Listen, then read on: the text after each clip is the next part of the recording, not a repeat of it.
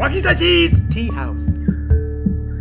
Konnichiwa minasan, this is Gray from Wakizashi's Tea House over in Japan.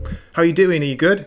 Today I want to do a review, give my initial thoughts on The Wheel of Time, which is the new Sony and Amazon TV production adaptation of Robert Jordan's Wheel of Time series. So this is based on the first book, which is, let me just get it for you, it's The Eye of the World. Now I want to make a disclaimer here. I've only read the first book. I've only read The Eye of the World, and that was quite a while ago.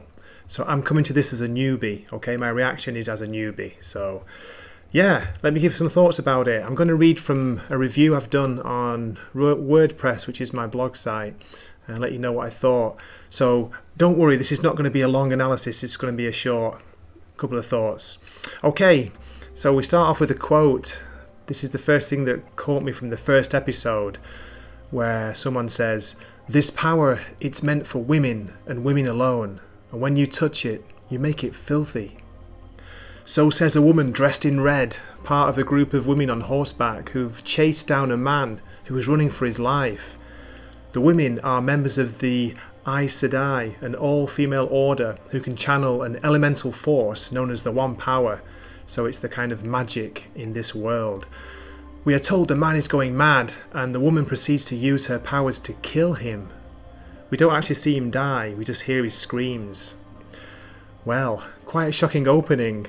It seems that the magic in this world can only be wielded by women. Women who have been trained by the Aes Sedai, or are members of the Aes Sedai. If men try to use the power, they will lose their minds and break the world. This has happened before, and it's referred to in a brief prologue in the first episode. Now let me read from the quote from that. It goes like this. "Many years ago, men who were born with great power believed they could cage darkness itself.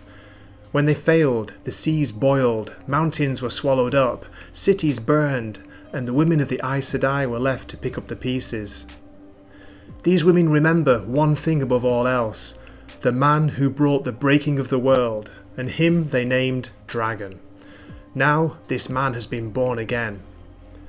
And that's a quote from Moraine. Is it Moraine from episode 1? Episode 1 is called Leave Taking. And so the journey begins. So please remember that I'm coming to this as a newbie without hardly any background knowledge at all. I did read The Eye of the World quite a few years ago, and I don't remember much about it.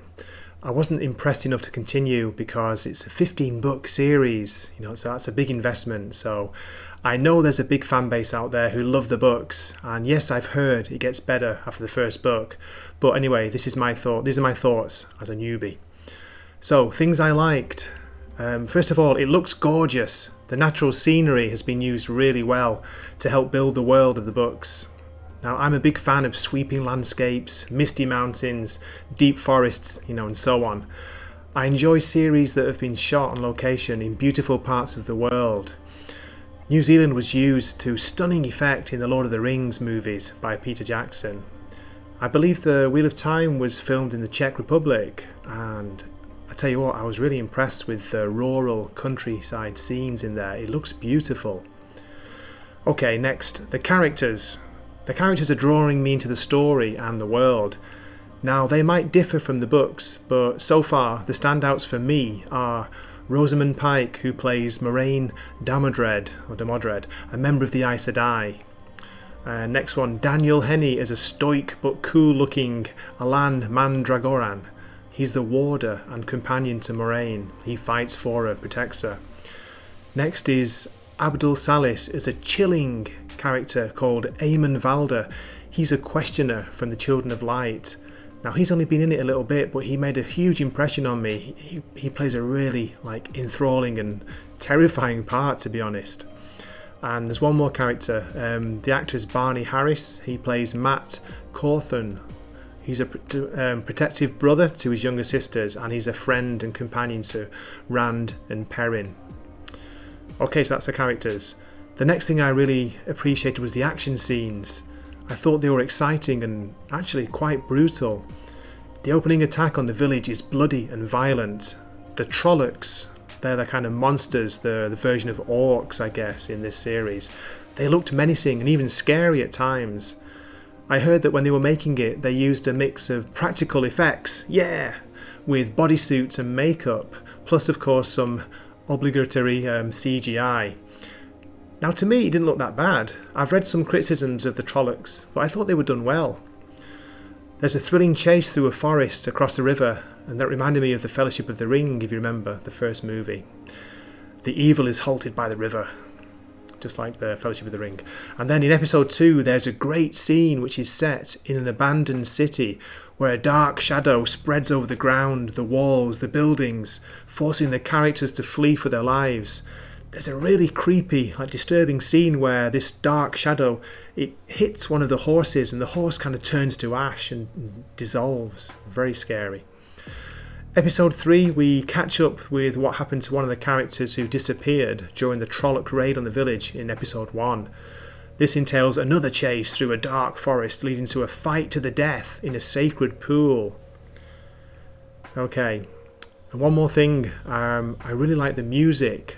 It's by a musician called Lorne Balfe, or Balfe. It's been excellent and I think it fits the series really well. There's a mix of traditional instruments and vocals. Sometimes it's kind of merry and celebratory, other times it's dark and foreboding and moody, atmospheric of course. So yeah, I like what I've heard so far and I'm looking forward to hearing more of the music in the upcoming episodes. Now you can listen to the soundtrack on YouTube.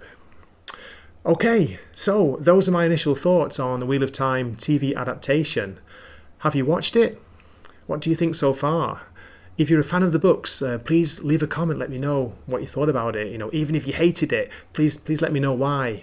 For me, as a fan of science fiction and fantasy, I think it's a very well produced, beautiful looking series which has got some good characters, some great action scenes, and some nice world building. As I say, the scenery is gorgeous at times.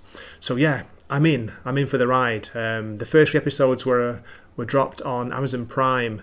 In Japan it was last Friday. So it's going to be releasing an episode weekly on Fridays from now on. So why don't you watch it together? Let's watch it. Let's do a watch party or something and we can talk about it in the comments. Okay.